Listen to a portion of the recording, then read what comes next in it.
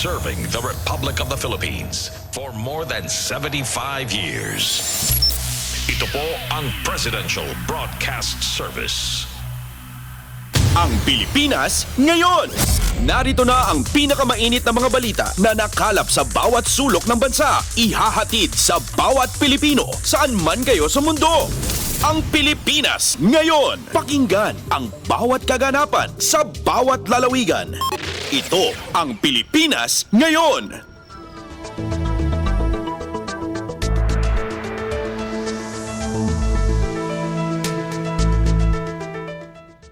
Magandang araw po sa ating mga tagapakinig. Welcome po ulit sa ating programang Ang Pilipinas Ngayon. Sa ngalan ni Vendlones, ito po si Steph Vicente. Samahan niyo po ako sa kabuuan ng ating palatuntunan.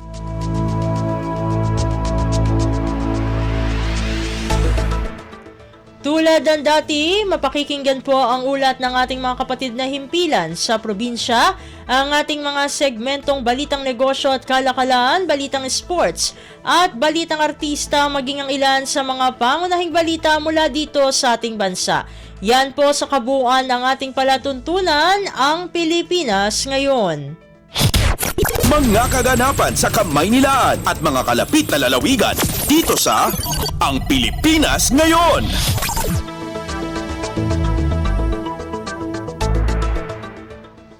Sa mahalagang balita, nagbigay ng mensahe si Pangulong Ferdinand R. Marcos Jr. sa kanyang kapwa world leaders at sa global business community sa Asia-Pacific Economic Cooperation o APEC CEO Summit sa San Francisco, California nitong Huwebes ng umaga, oras dito sa Pilipinas. Sa naturang kaganapan ay nagtipon-tipon ang Chief Executive Officers o CEOs, entrepreneurs, thought leaders, senior political leaders at iba pang mga stakeholder mula sa Asia-Pacific region para sa isang business dialogue ukol sa global opportunities at challenges na humuhubog sa economic, environmental at societal trends o trends sa rehiyon. Narito ang kabuuan ng mensahe ni Pangulong Ferdinand R. Marcos Jr. sa naturang kaganapan. With our distinguished panel, I am pleased to join all of you this morning as I commend our host, chair, and organizers, the U.S., ABAC US, and CAPC for holding this APEC CEO Summit at such a critical time for our region. Our resolve to gather today is already testament to our commitment to improve the lives of the people of our region. We meet at a challenging time, when bleak forecasts loom over the progress we have made since the pandemic. As member economies of APEC, we are accountable to our people and future generations to deliver sustained growth and prosperity. And while signs point to darker clouds, this opportunity to collaborate once more is light in the economic horizon in our efforts to preempt a prolonged downturn and its very negative consequences. My biggest learning from the COVID-19 pandemic is that it disproportionately affected our already disadvantaged, marginalized, and underrepresented sectors. What this ensuing recovery period should teach us is how to address the cracks and lacks in our policies and systems, and what the challenges of today, including food, energy, security, digital and green transformation, and certainly climate change, climate action, present an opportunity to do this right, to ensure that no one is left behind in the pursuit of our economic and financial goals. The economic model and international trading system that we have worked for, that has worked for us for decades, and have, even for APEC region alone, resulted in heightened economic growth and lifted millions and millions out of poverty. These are now getting undermined by criticisms due to apparent and exacerbating gaps. Strengthening the system that has led to our cooperation and development must entail addressing the core issues and areas for improvement, which are, from the perspective of the Philippines, and most, if not all, of our economies, distributing wealth and welfare effects more effectively and equitably, to ensure that our economies develop in a manner that is resilient, sustainable, and mitigates negative externalities. These are of paramount importance because we can only be as strong as the weakest members of our economies, of our societies. Regardless of how much progress we make in these halls, if such does not translate to a better quality of life about resiliency for all, we will remain derailed by even the most subtle of shocks and insecurities that are beyond our control. But equally important is the recognition of the key roles and contributions these groups have made in our transition and will make in our continuing transition. They do not only provide the most important voice in terms of the bare minimum that we should be according, but also knowledge, skills, and talents so far untapped or underutilized in our efforts, especially towards the circular economy, environmental preservation and protection, utilizing indigenous sources and nature-based solutions, and adopting sustainable practices. Disadvantaged groups should also be capacitated and empowered to assist and align with our strategies to ensure bandwagon support for sustainability and an expeditious and decisive push essential in the carving of a collectively beneficial path forward. Cognizant that our priorities, our strategies, and approaches differ, platforms such as the APEC prove instrumental in finding policy congruences and coordination of our efforts. I see 5 elements that are critical to this. First, our table must continue to expand to accommodate seats to represent all of our people. And the U.S. hosting of APEC this year has expertly demonstrated how this should be done through stakeholder engagements, policy dialogues, and expert consultations. But as decision makers, ours is the role to take heed and constructively discuss how to stitch our differing contexts together and multi-directional approaches so they move as one. For the Philippines, a just energy transition will focus not only on workers and communities that will be affected by geography-based and socio-economic strategies, but also on the large segment of micro, small, and medium enterprises that make up 99.5% of our businesses and that continue to rely on dependable, accessible, and affordable energy.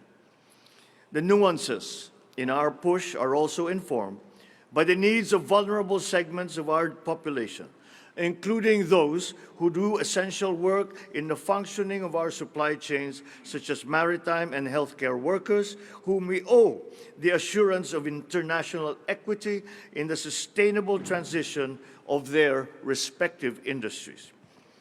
Second, the partnership of our governments with stakeholders, especially the business sector, must both broaden in scope and deepen in commitments.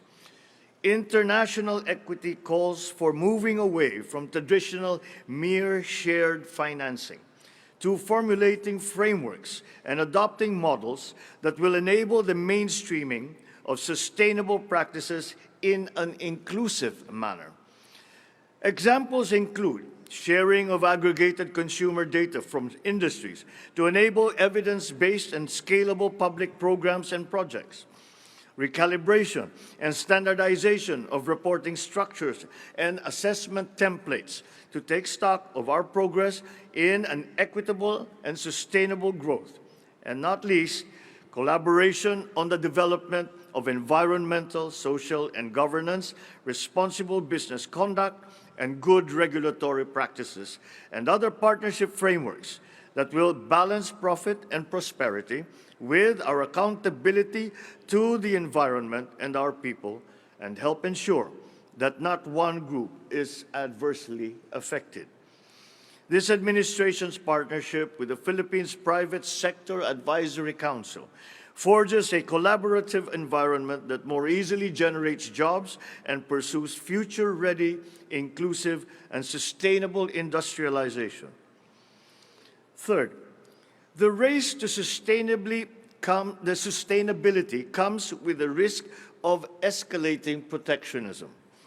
As economies embrace new technologies, temptations abound to push for one's own profit from the development of these technologies or to discriminate imports from those deemed non-compliant to environmental standards.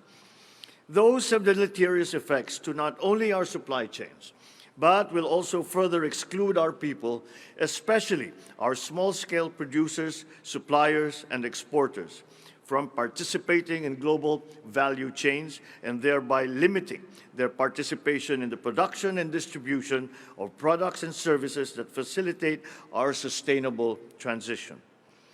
Developing economies and our people are most at risk of such alienation, and instead, we must intensify capacity building, economic cooperation, and technical assistance, knowledge and data sharing among our economies so that each is empowered and provided with the tools towards sustainable development, while creating complementarities in our economies and further opportunities for trade and investment.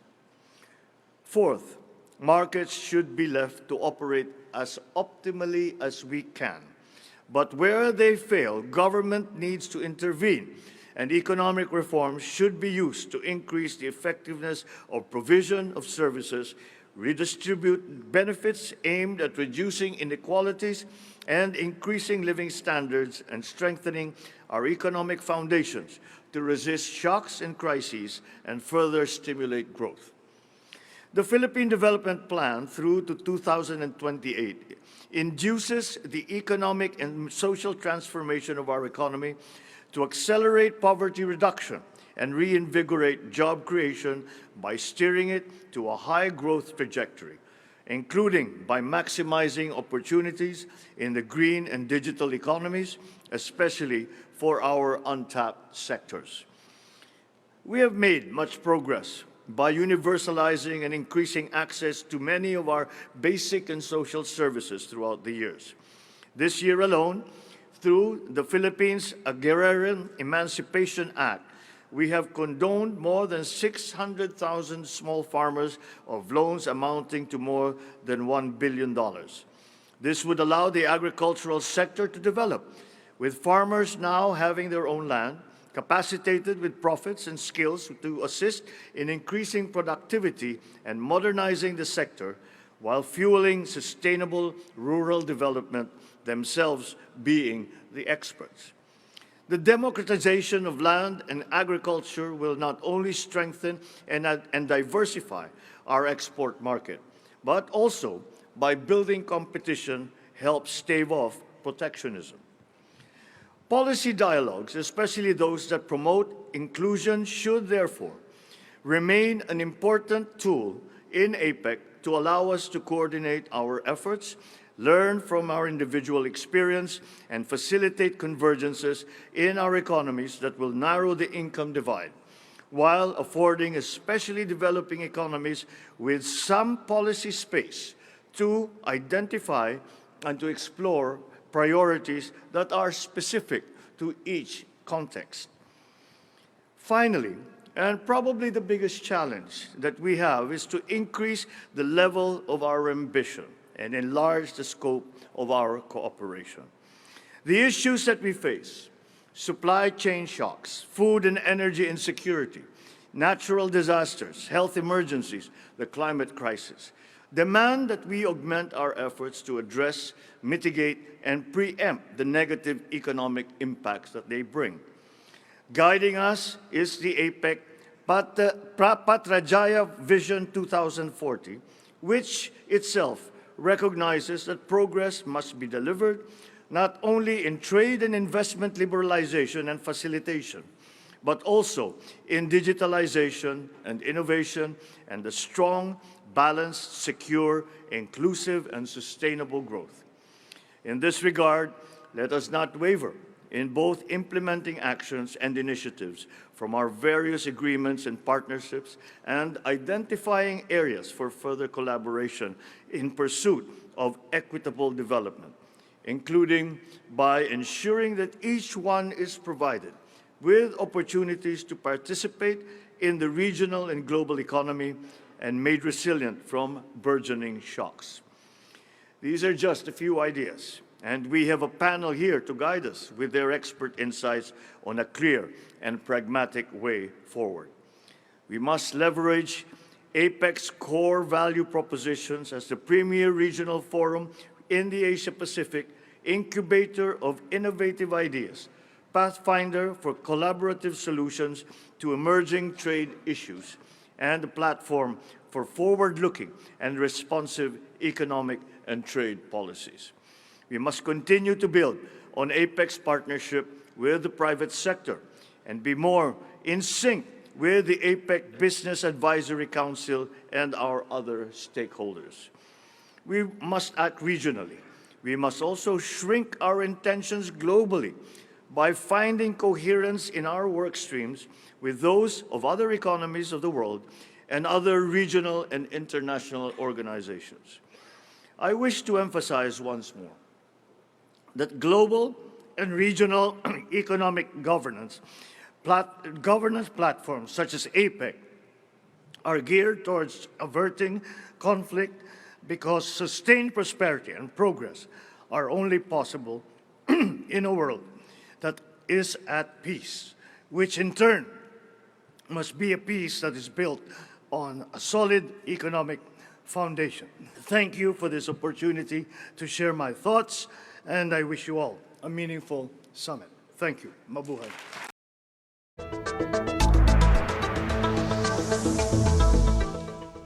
Si Pangulong Ferdinand R. Marcos Jr. Kumpleto, detalyadong balitaan, di papahuli sa mahahalagang kaganapan. Kamustahin ang inang bayan, ang Pilipinas ngayon.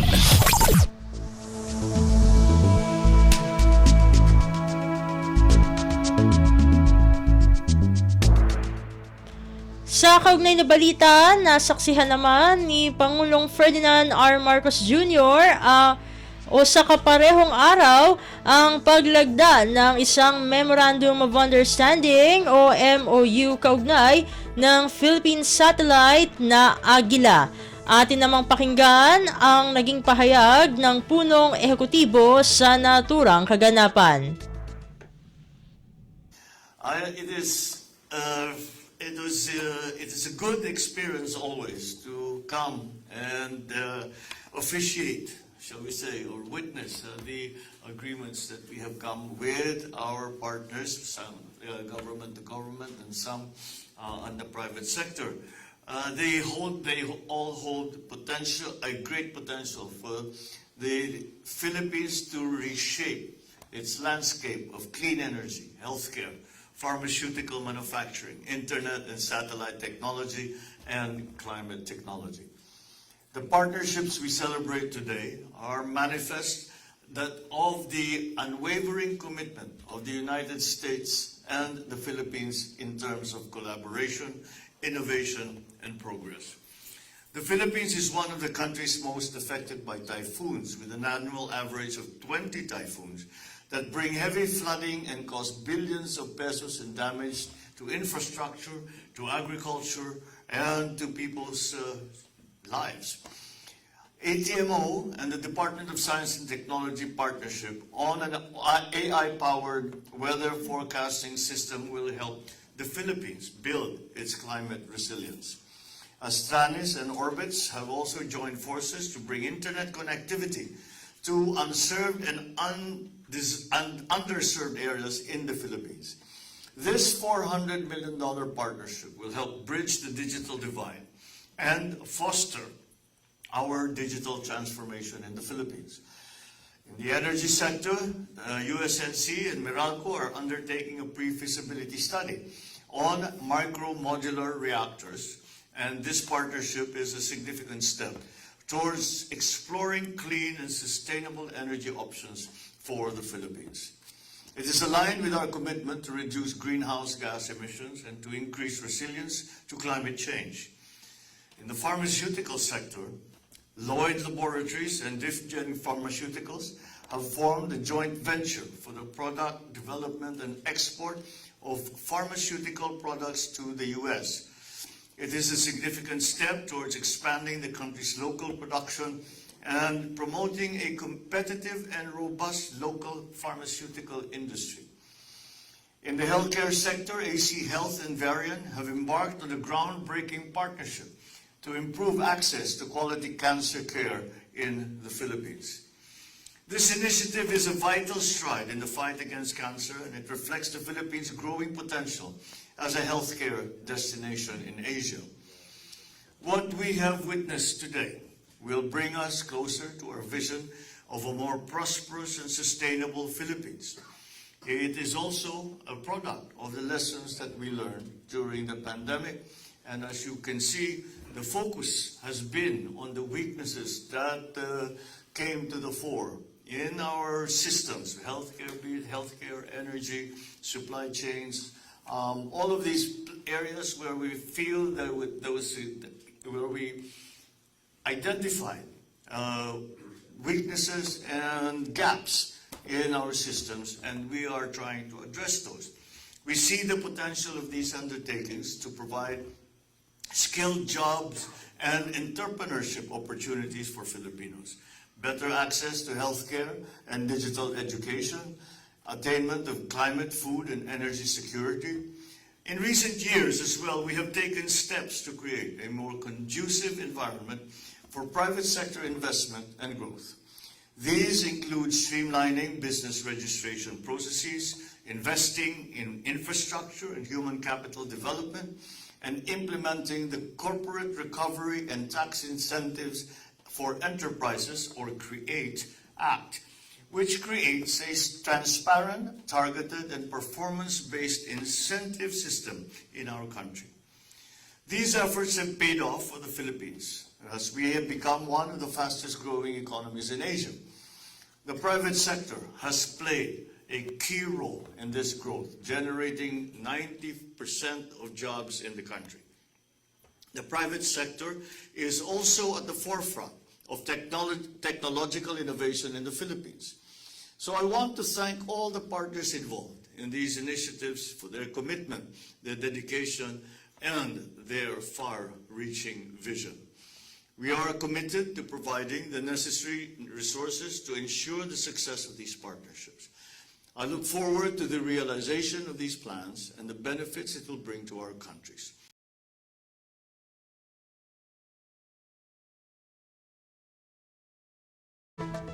Si Pangulong Ferdinand R. Marcos Jr. Pasada ng mga balita mula sa Pilipinas para sa mga Pilipino saan man sa mundo. Ang Pilipinas Ngayon.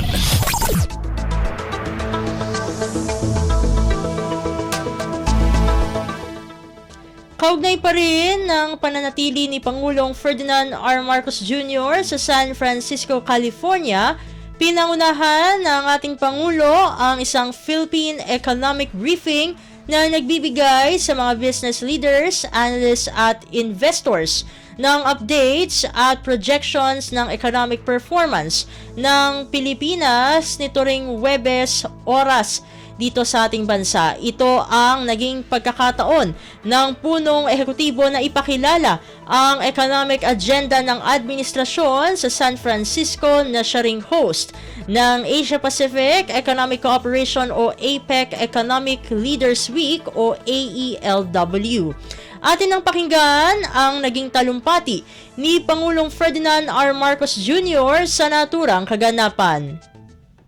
It is a pleasure for me to close another successful Philippine economic briefing, this time here in San Francisco, home to the biggest, most innovative, and future-ready companies in the world. This marks our 12th international PEB and it's the fourth one in the United States.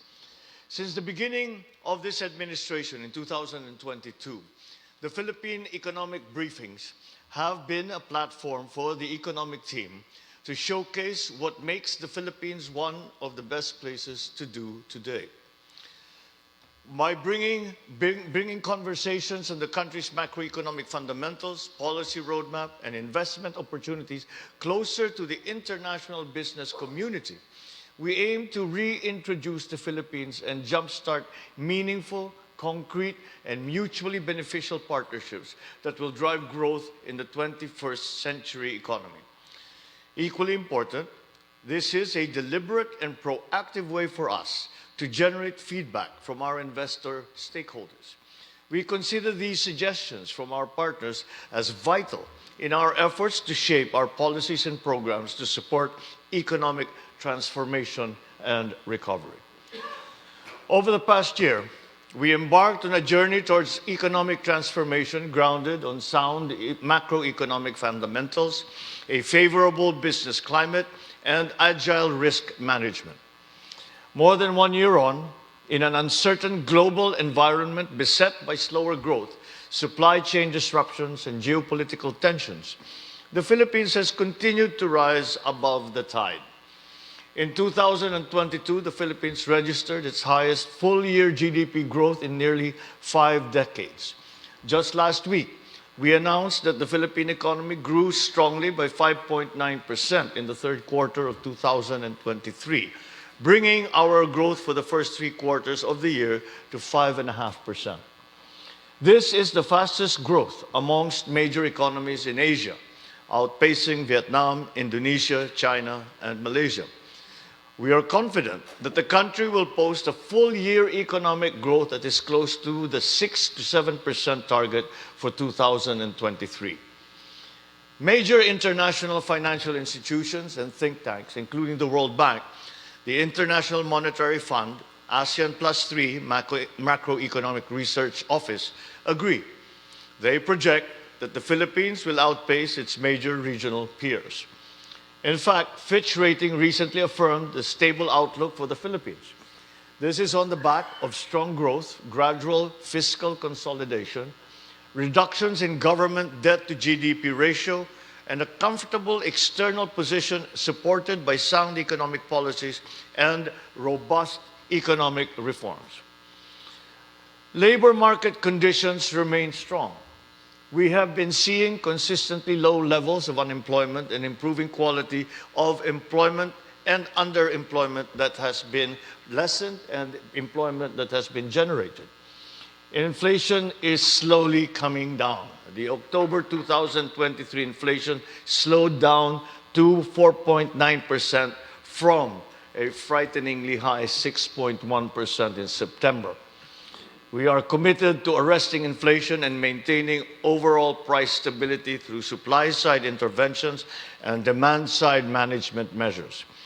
This administration has put a favorable business environment at the center of our thrust to promote high-value investments. Commitment to purposeful reforms are also an enduring feature of Philippine economic policy making and planning. With the amendments that we have made to the Public Service Act, to the Foreign Investments Act, the Retail Trade Liberalization Act, and the Renewable Energy Act, we expect an influx of highly desirable investments in strategic sectors of the economy. We have also reformed the Philippines' fiscal incentive structure through the Corporate Recovery and Tax Incentives for Enterprises, or the CREATE Act, to attract both domestic and global firms to invest in strategically important sectors. Investments in rural areas and highly advanced technology and technology-enabled projects and activities are given top priority and consequently greater and longer incentives. Investments in the digital space are also highly prioritized. Incentives are given to projects covering research and development and those adopting advanced digital production technologies such as, for example, artificial intelligence, additive manufacturing, data analytics, cloud computing, and nanotechnology. These are complemented by responsive refinements in policies that promote private sector participation in key sectors, even as we pursue legislative measures. we rapidly reformed the country's public-private partnership framework to simplify the approval processes, ensure the viability and bankability of PPP projects, to cut the red tape, and pave the way for quality infrastructure development. These reforms support the Philippines' massive infrastructure drive. We are prioritizing the implementation of 197 infrastructure flagship projects worth around $155 billion with a sharp focus on upgrading physical and digital connectivity, water, agriculture, health, transport, and energy. In addition, we look forward to the operationalization of the Maharlika Investment Fund, the country's first ever sovereign investment fund. It will serve as an additional source and mode of financing for priority projects of the government, including the infrastructure flagship. These projects offer high rates of return and significant socio-economic impact. Currently, we have identified about 80 potential infrastructure projects that are financeable through that fund, the Maharlika Investment Fund. With a solid reform agenda and unabating growth amid headwinds, the Philippines is ready to take off as a leading investment hub in Asia. A wealth of opportunity awaits you in the Philippines, and we are ready to explore new horizons with your investments in the coming years. Welcome to the Philippines.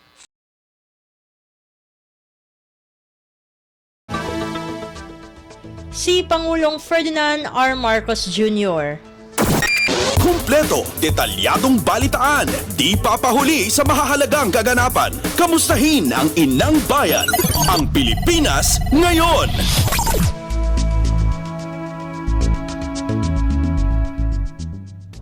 Samantala, nakisa rin si Pangulong Ferdinand R. Marcos Jr. sa Singapore Fintech Festival o SFF 2023 sa pamamagitan ng isang hologram. Ayon sa mga organizer ng naturang kaganapan, si Pangulong Marcos ang kauna-unahang head of state na nagbigay ng mensahe gamit ang ganitong pamamaraan simula nang mailunsad ang SFF noong 2016. Narito ang naging kabuuang mensahe ni Pangulong Ferdinand R. Marcos Jr. sa naturang kaganapan. It is with great anticipation that I represent the Philippines and the Filipino people for this year's Singapore Fintech Festival. This year's event holds great significance not only for its implications in the development of our financial sector, but also for all the sectors that are looking forward to a brighter digital future. It will serve as a global platform for sharing learning and cooperation, essential elements in nurturing an inclusive and sustainable financial sector. In the Philippines, we remain committed to fostering an environment that promotes collaboration and propels the momentum of our digital transformation. Let us come together and harness the power of technology to create a more sustainable, inclusive, and prosperous world in this digital age.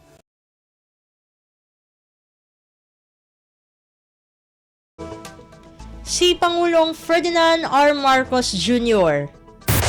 Pasada ng mga balita mula sa Pilipinas para sa mga Pilipino saan man sa mundo. Ang Pilipinas ngayon.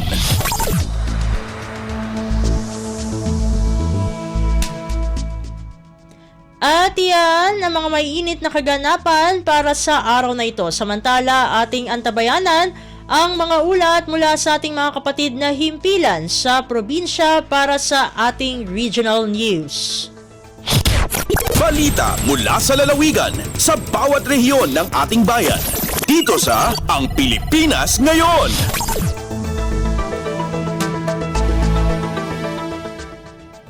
Narito na ang bugso ng ating mga regional news. Dumako muna tayo sa rehiyon ng Luzon. Alkalde ng Lawag City nagbigay payo sa mga upong kabataang lider. Ang kabuang ulat ihahatid sa atin ni Jude Pitpitan mula sa Lawag. In balakad ni Mayor Michael Marcos Kion kadagiti na elektaran a federated officers ti sanggunyang kabataan a kanayunan ti pamati akayada ti makaaramid ti naidumduma nga adang tapno mapaduras iti syudad ti Lawag. Detiket kalpasan ti panagsapata dagiti baro a grupo ti mangidaulo kadagiti agtutubo ditoy syudad. In pagganatgat ni Kion ati kapintasan nga aset a nagunod dagiting opisyal ket iti talag manipod kadagiti padadang agtutubo nga isu tinang ipatugaw kadakwada. Inayon pa ni Kion anasken nga agbaling accountable, transparent ken dedikado dagitoy nga opisyal para iti interes iti amin a masakupan da. Malaksi iti daytoy in bagan ni Kion anasken nga mangidaulo dagiti opisyal babaan ti panagbalinda a modelo ti integridad kinapudno ken kinapatas iti anyaman nga inkadangda. May palagip ani SK Chairman Michael Christopher Agustin ti Barangay 14 ti nagtugaw akas presidente ti nasaogong lo ket isuna ti agbalin na baro nga ex officio member ti sanggunyang panlunsod. Manipod iti syudad ti Lawag, Jude Pitpitan para iti Radyo Pilipinas World Service. Balita mula sa lalawigan sa bawat rehiyon ng ating bayan. Dito sa Ang Pilipinas Ngayon.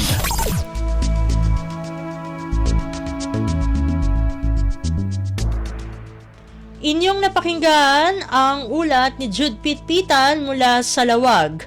Dumako naman tayo sa Agoo, tourism industry ng lalawigan ng La Union, inasahang lalo pang lalago matapos ang matagumpay na seminar na dinaluhan ng mga tourism officer ng lalawigan. Ang detalye ng balita, ihahatid sa atin ni Glenda Sarak.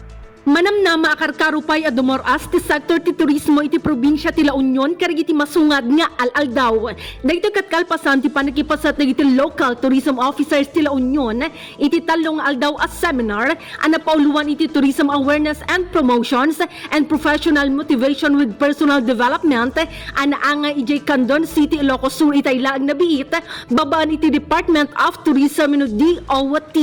Indawluan daytoy dagiti world class high caliber tourism ken hospitality professionals apakaramanan the Dr. Freddy Quinito, DOT National Trainer and Resource Speaker, kastamatan ken Mr. Francisco Tio de la Cruz, ang mabigbig kas rockstar trainer of the Philippines. Natalantan kabayatan ti seminar dagiti global trends iti sektor ti turismo. No sa dino, naipaganatgat ti kinapatag ti geopolitical landscape ti pagilian a Pilipinas. Manipod RP Agoo day tiniglan da bakungan sa para iti Radyo Pilipinas World Service. Balita mula sa lalawigan sa bawat rehiyon ng ating bayan. Dito sa Ang Pilipinas Ngayon.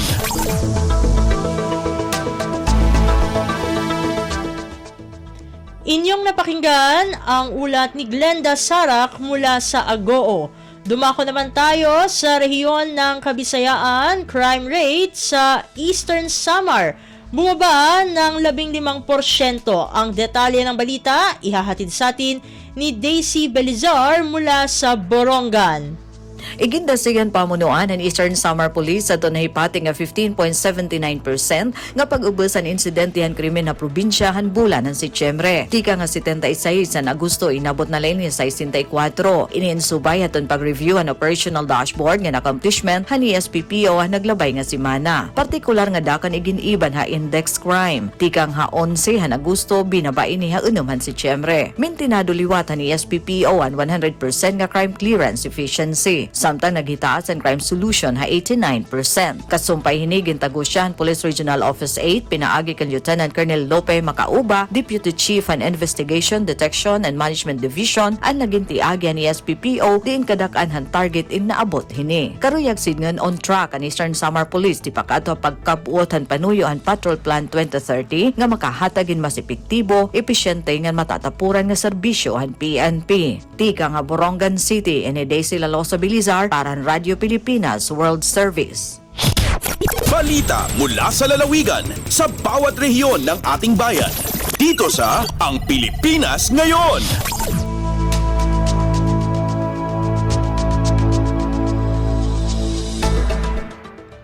Inyong napakinggan ang ulat ni Daisy Belizar mula sa Borongan. Pumunta naman tayo sa Sogod. fun run para sa anti-smoking campaign matagumpay na ginanap sa Southern Leyte. Ang kabuang ulat, ihahatid sa atin ni Dalia Orit. Malampusong ni arangkada ang gibinang fun run batok pagpanigarilyo sa lokal nga kagamhanan ni Aging Adlaw sa lungsod sa Macrohon, Southern Leyte. Ang LGU Macrohon sa pagigtambayayong sa Rural Health Unit kung RHU, headed by Dr. Pilar Bitos Abaday, nanguna sa maong kalihukan isip prominenteng bahin sa kusganong kampanya sa lungsod batok pagpanigarilyo. Tumong sa mga color fun run, mawang pagdasig sa pisikal nga kahimsog, pag-endorso sa usa ka healthy lifestyle ug pagwagtang sa mga bisyo, ilabi na ang pagpanabako. Para sa tema karong tuiga nga anti-smoking campaign, giyawhag ang tanan sa pagdagan alang sa himsog nga baga.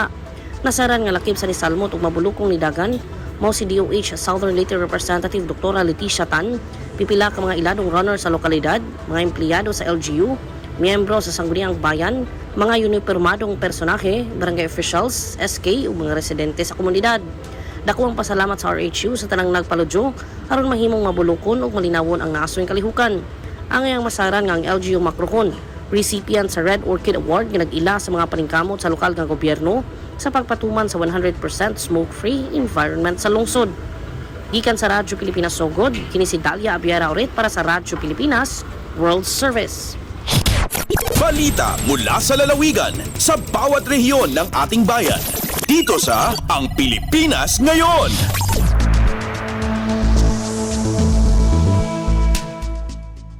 Inyong napakinggan ang ulat ni Dalia Orit mula sa Sogod.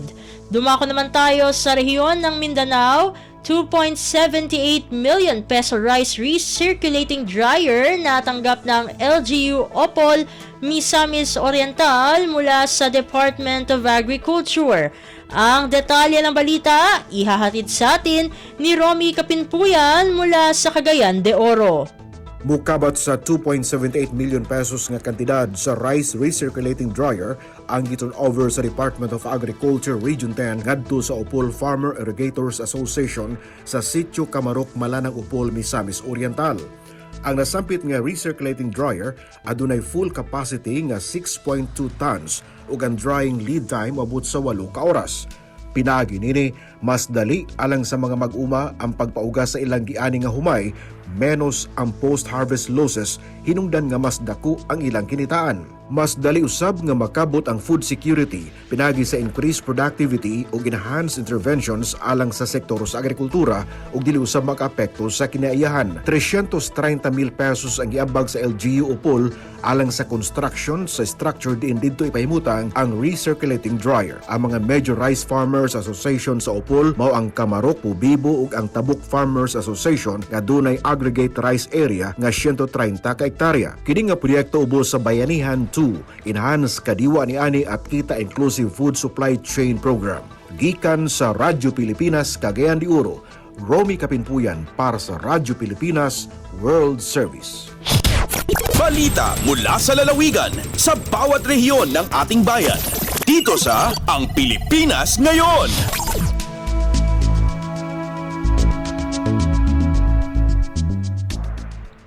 Inyong napakinggan ang ulat ni Romy Kapinpuyan mula sa Cagayan de Oro. Pumunta naman tayo sa Zamboanga.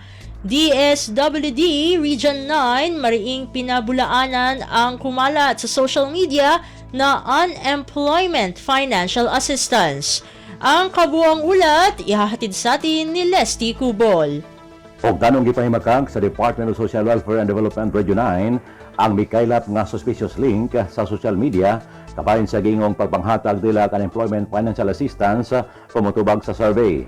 Sumala sa DSWD, dili tinuod ang mikatap nga link sa Messenger o sa Facebook nga ang DSWD adunay unemployment financial assistance nga nagkatidad og 7,000 pesos pinagi sa pagtubag sa mga pangutana sa questionnaire.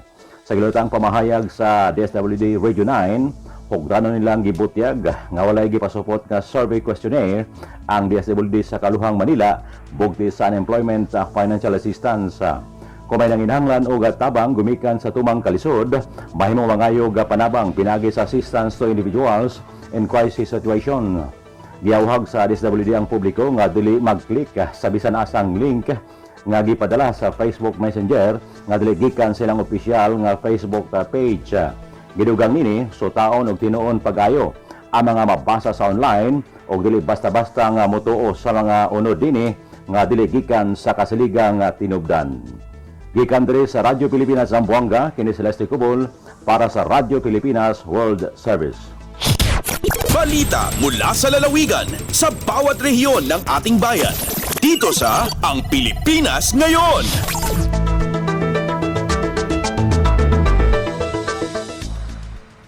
Inyong napakinggan ang ulat ni Leslie Cubol mula dyan sa Zamboanga.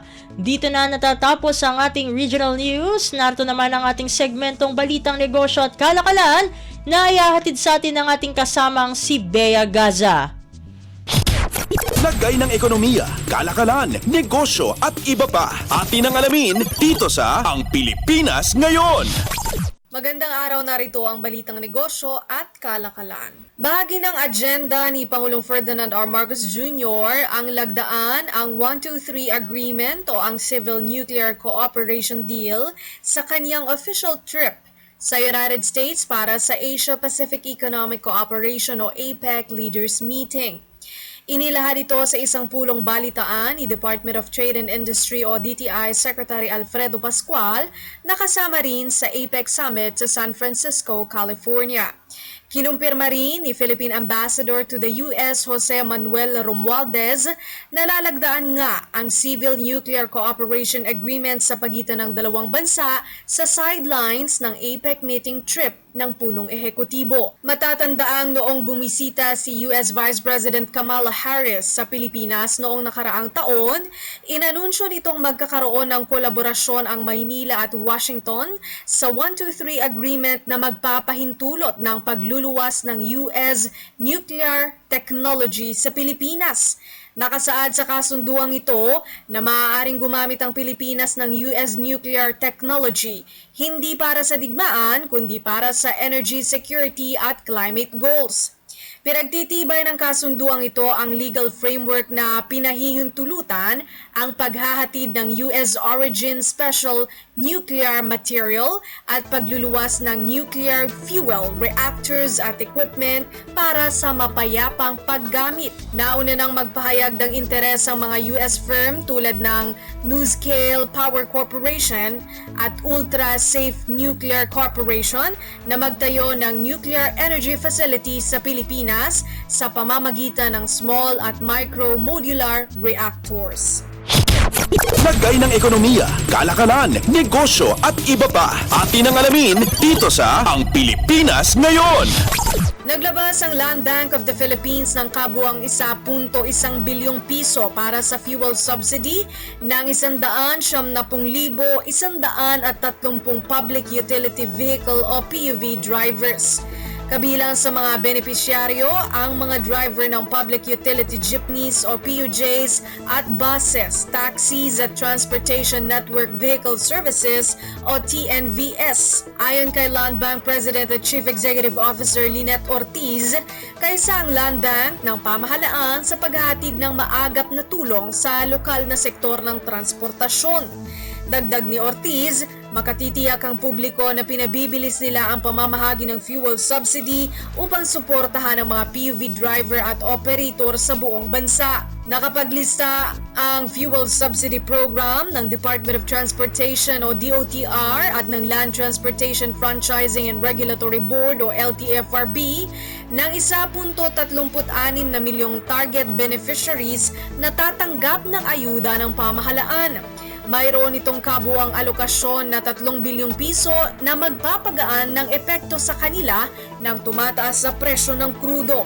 Sa ilalim ng programa, makatatanggap ang bawat modernized PUJ at UV Express drivers ng 10,000 piso at 6,500 piso kada driver ng traditional PUV at TNVS. Patuloy pa rin ang LTFRB sa pagsumite ng listahan ng mga kwalipikadong benepisyaryo sa Land Bank. Nauna nang ipagpaliban ng Commission on Elections mula sa election spending ban ang fuel subsidy dahil sa hiling ng LTFRB. Lagay ng ekonomiya, kalakalan, negosyo at iba pa. Atin ang alamin dito sa Ang Pilipinas Ngayon. Pangwakas sa ating balitang negosyo at kalakalan, kumpiyansa ang isang grupo ng negosyanteng mga Pinoy hinggil sa pagiging mabenta ng mga lokal na produktong pagkain ng Pilipinas sa pamilihan ng China. Ito ay matapos makilahok ang grupo sa ika-6 na China International Import Expo o CIIE sa National Exhibition and Convention Center sa Shanghai, China. Sa isang panayam, sinabi ng business group na maaaring mabago ng oportunidad na makilahok sa naturang eksibisyon ang kanilang buhay at makatulong na mapabuti ang ekonomiya ng Pilipinas. Ayon kay Fisher Farms Incorporated Chief Executive Officer Imelda Madarang, marami pang dekalidad na produkto ang Pilipinas na maaaring hindi pa alam ng mga Chinese. Sa pamamagitan anya ng CIIE, umaasa silang mapapalakas pa ang koneksyon at kooperasyon ng mga kumpanyang Pilipino at Chino upang umangat ang buhay ng mga Pilipinong tagapagluwas, mangingisda at magsasaka. Pahayag naman ni Gakayan General Merchandise Owner Rebecca Gakayan, makabubuti ang pagbubukas ng Chinese market sa industriya ng kape sa Sultan Kudarat. Para naman kay Gerb Golden Hands Corporation Owner Dolores Lazarus, malaki ang papel na ginagampanan ng CIIE upang pag-ugnayin ang mga maliliit na exporters tulad nila sa mga negosyanteng Chinese na naghahanap ng produktong Pinoy na nasubukan nila sa kanilang pagbisita sa Pilipinas. Samantala, nagpahayag si Davao City Durian Association President Emmanuel Belviz na patuloy nilang paggagandahin ang kalidad ng kanilang mga ani at iba pang produktong durian upang makasabay sa standards ng Chinese market. Lagay ng ekonomiya, kalakalan, negosyo at iba pa. Atin ang alamin dito sa Ang Pilipinas Ngayon. At yan ang ating balitang negosyo at kalakalan. Ito si Bea Gaza para sa Radyo Pilipinas World Service. Lagay ng ekonomiya, kalakalan, negosyo at iba pa. Atin ang alamin dito sa Ang Pilipinas Ngayon.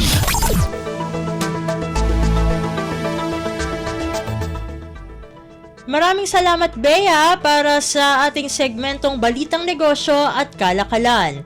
Narito naman ang ating segmentong Balitang Sports na ihahatid sa atin ng ating kasamang si Leo Magpayo. Updates at pinakahuling mga usapin sa mundo ng palakasan. Atin ang pakinggan dito sa Ang Pilipinas Ngayon. Magandang araw. Narito na po ang Sports Balita.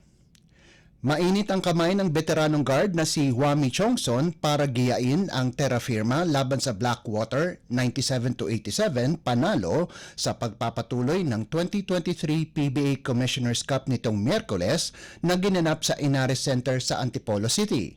Humakot si Chongson ng 25 puntos kasama pa ang 3 rebounds, 8 assists at 2 steals para pangunahan ng Jeep. Nagdagdag ng 15 puntos ang import ng terra firma na si Thomas De Thay, ngunit matindi ang ipinamalas nito sa depensa kung saang humakot ito ng 12 rebounds at 1 steal. Nagambag naman si Javi Gomez de Leaño ng 15 o 17 puntos habang nagdagdag si rookie big man Kemar Carino ng 10 markers. Maganda rin ang ipinakita ni number 1 overall draft pick na si Stephen Holt sa kanyang debut kung saan nakalikom ito ng 7 puntos, 7 rebounds at 5 assists. Nasayang naman ang double-double ng import ng Blackwater na si Chris Ortiz kung saan nakapagtala siya ng 15 puntos at 16 na boards. Updates at pinakahuling mga usapin sa mundo ng palakasan. Atin ang pakinggan dito sa Ang Pilipinas Ngayon. Tuluyan nang namaalam ang University of the East pagkatapos sila patalsikin ng defending champion Ateneo de Manila University 80-74 sa pagpapatuloy ng UAAP Season 86 Men's Basketball Tournament nitong Miyerkules na ginanap sa Mall of Asia Arena sa Pasay City. Dahil sa panalo, lumakas ang kapit ng Blue Eagles sa number 4 spot sa team standings, tangan ang 7-6 record para lumapit sa asam nitong makapasok muli sa Final Four. Namuno para sa Ateneo si Jared Brown kung saan nahigitin niya ang kanyang pinakamataas na puntos sa 21. Nakagawa naman ng 15 puntos, 4 na rebounds at 5 assists si Kai Balungay habang nagdagdag si Joseph Obasa ng 13 markers at 11 boards para sa Blue Eagles. Nagpakawala naman si Noy Remogat ng 22 puntos para sa Red Warriors. Wala na sa kontensyon ang koponan dahil sa 4-9 kartada nito. Samantala, lumaki ang tsansa ng University of the Philippines para makuha ang isa sa 2 twice-to-beat incentive sa Final Four kung saan tinambakan nila ang sibak ng University of Santo Tomas 86-61. Pinangunahan ni Chico Briones ang Fighting Maroons sa nagawa nitong 14 na puntos. 11-2 na ang barahan ng UP habang bagsak ang Growling Tigers sa 1-12. Updates at pinakahuling mga usapin sa mundo ng palakasan. Atin ang pakinggan dito sa Ang Pilipinas Ngayon. Formal nang nakapasok sa Final Four ang nangungunang Mapua University pagkatapos tambakan ang University of Perpetual Help System Delta 69-53 sa pagpapatuloy ng NCAA Season 99 Men's Basketball Tournament nitong Miyerkules na ginanap sa Phil Oil Eco Oil Center sa San Juan City. Pinangunahan ni Clint Escamis ang Cardinals sa nagawa nitong 17 puntos, 4 na rebounds, 4 na assists, 6 na steals at 1 block para sa matikas na 13-3 record ng koponan. Nag-ambag naman sina Warren Bonifacio at Jopet Soriano sa nagawa nilang 11 at 10 puntos ayon sa pagkakasunod. Bumagsak naman sa 8-8 ang barahan ng Altas, subalit may pag-asa pa silang makapasok sa Final Four kung mananalo sila sa mga nalalabi nilang laban kontra Emilio Aguinaldo College sa Sabado at sa San Sebastian sa Martes. Kailangan ding manalo ng Mapua sa kanilang huling 2 laro laban sa Arellano University at Jose Rizal University para makuha ang twice-to-beat advantage. Sa isa pang laban, naungusan ng San Beda University ang College of St. Benilde 65-61 para palakasin ang kanilang tsansa sa Final Four. Gumanda ang record ng Red Lions na mayroong 9-6 karta para dumikit sa Blazers na may 10-6 record. Updates at pinakahuling mga usapin sa mundo ng palakasan. Atin ang pakinggan dito sa Ang Pilipinas Ngayon. At yan ang pinakahuling balita sa larangan ng palakasan. Para sa Radyo Pilipinas World Service, ito po si Leo Magpayo. Magandang araw. Updates at pinakahuling mga usapin sa mundo ng palakasan. Atin ang pakinggan dito sa Ang Pilipinas Ngayon.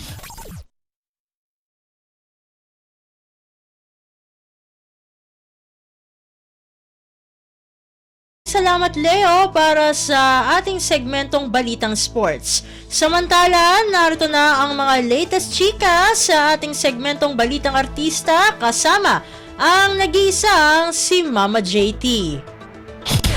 Ang latest, ang hottest sa showbiz and entertainment. Heto na sa Ang Pilipinas Ngayon. Halo! Magandang araw sa ating mga chismoso at chismosa na nag-aabang ng ating balitang artista. Nandito na si Mama JT para magatid ng mga trending na balita sa mundo ng showbiz. O ito na ang ratsyada ng mga chika. Ito, napilitang umamin ang aktor at dating miyembro ng grupong Guapings na si Eric Fructuoso na naging karelasyon niya noon si Tony Gonzaga. And shock si Eric nang diretsyahan siyang tanungin ni Carmina Villarruel kung totoo bang nagkaroon sila ng seryosong relasyon noon ng TV host actress. And sa isang episode ng Sarap, di ba? Diretsahang sinagot ni Eric ang tanong kung totoo ang naging relasyon nila ng kapamilya TV host. And kitang kitang-kita ang pagkagulat ng aktor sa tanong at ilang segundo rin siyang natigilan. And pag-amin ni Eric, quote-unquote, oo, meron. Sabay, pagsasabing mas nauna raw ang naging relasyon nila ni Claudine Barreto kaysa kay Tony. Gaano naman katagal ang naging relasyon nila ni Tony? Sagot dyan ni Eric, kung pagsasamahin daw ang wala lang at may commitment phase, aabot daw ng almost 3 years. Nung tanungin kung ano daw ang naging dahilan kung bakit hindi nag-work ang relasyon niya kay Claudine at Tony, hirit ni Eric, nagising na lamang siya sa katotohanan. And samantalahan, nag-throwback ang actress na si Luis de los Reyes sa kanilang tambalan ni Asia's multimedia star Alden Richards. And marami ang nag-aakala na nagkaroon ng something sina Luis at Alden, lalo na magsama sila sa isang kapuso o sa mga kapuso series na One True Love noong 2012 at Mundo Mo'y Akin noong 2013. And kaya naman nang ma-interview ito ni Christine Fermin, na tanong siya tungkol sa past nila ni Alden. Ang panimulang sabi ni Luis, quote-unquote, parang wala pong ganon, pero yung close as in close na pinapayagan kami ng mom ko kasi sa sasakyan ko before merong single bed. So kapag hinatid namin si Alden before kung saan siya sasakay pauwi ng Santa Rosa, Laguna. So, minsan magkatabi kami. Pero I think kasi alam na namin before pa na platonic yung friendship namin. And pagpapatuloy pa ni Luis, kahit magka-love team kami, nandoon yung relationship namin sa isa't isa. And at the same time, kapag nag-aaway kami, para kaming mag-jowa. Pero alam mo yan, magbabati kami. Tapos, magiging okay na ang lahat. And kapag may problema siya, ganun din siya sa akin. Yan yung revelasyon ni Luis doon sa nasabing interview kay Christy. And sa ngayon ay super proud si Luis sa mga achievements ni Alden at alam daw niya na noon pa ay malayong-malayo na ang mararating nito sa entertainment industry dahil sa sipag at dedikasyon nito sa trabaho. Biro nga ni Luis, kung hinahatid daw nila noon si Alden sa sakay nito pauwi sa Santa Rosa, ngayon ay caring-carry na itong ihatid sa bahay gamit ang helicopter. And bukod sa One True Love at Mundo Mo'y Akin, nagkasama din ang dalawa sa marami pang GMA shows na alakdana ng 2011 at Twin Academy Class of 2012 no 2012.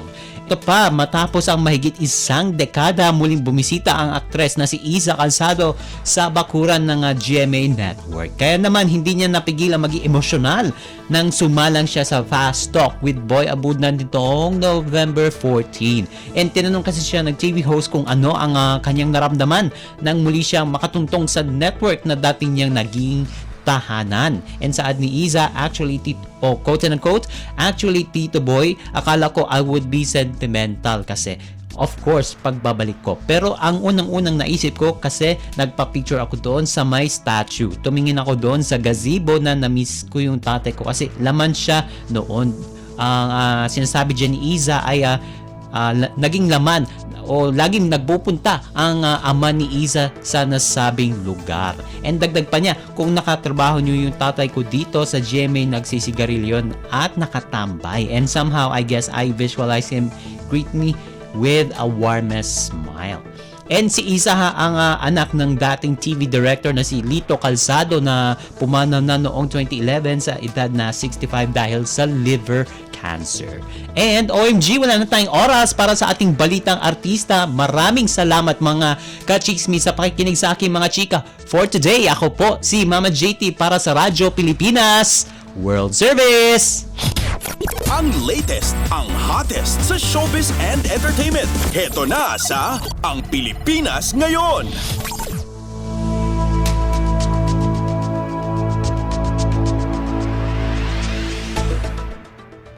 At yan po ang kabuuan ng ating programa para sa araw na ito. Samantala, magpapasalamat muna tayo sa ating mga nakasama sa ating transmitter site sa Tinang. Sa studio, kasama natin si Milo Jonella, Susan Aison at Anthony Pimentel. Salamat din sa mga naghatid ng mga ulat mula sa Kamaynilaan at mga probinsya, pati na rin ang naghatid sa atin ng ating segmentong Balitang Negosyo at Kalakalan na si Bea Gaza at ng segmentong Balitang Sports na si Leo Magpayo. Pinasasalamatan din natin syempre ang naghatid sa atin ng segmentong Balitang Artista na si Mama JT.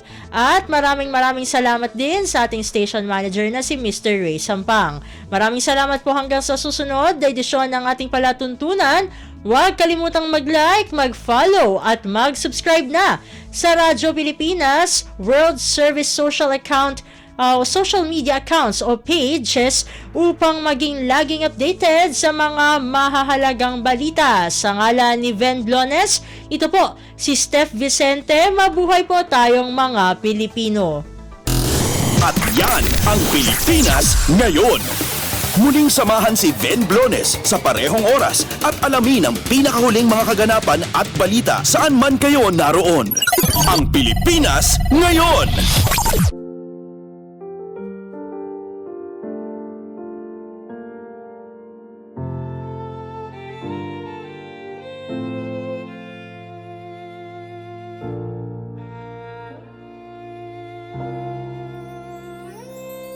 Ang tanging may pamamaan ako'y edukasyong Pilipino. Tinuturong galing at talino para maabot ang pangarap mo. Ang tanging handog ko sa'yo'y edukasyong Pilipino. Diskarteng mula sa puso, mamamangha ang mundo.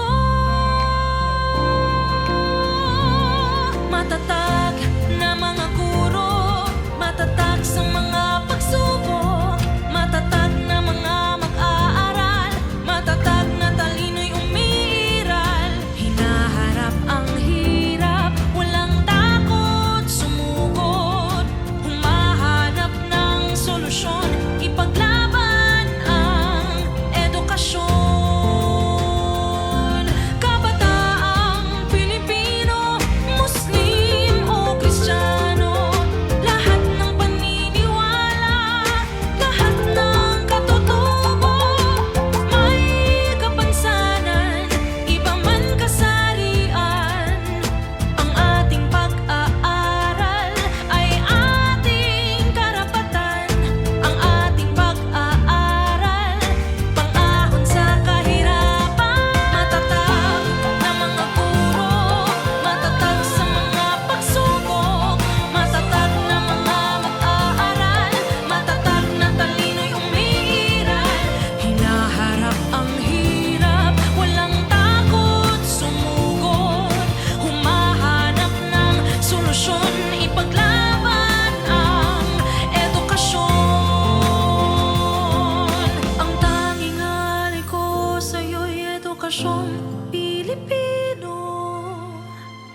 Matapat ng pamamaraan, maunlad na kinabukasan.